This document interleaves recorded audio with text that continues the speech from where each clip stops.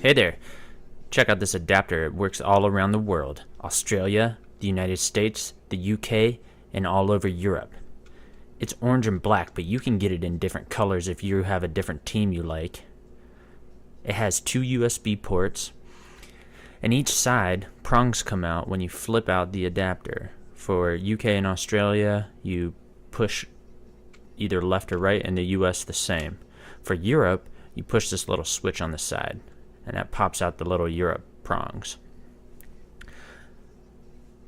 It's about $17 online, and it's got pretty good build.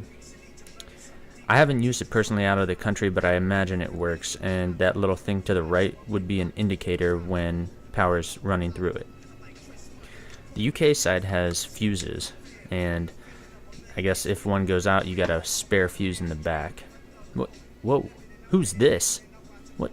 What creature is that? Is that our first surprise reviewer? Oh, Mr. Frank Pebbles, what's going on?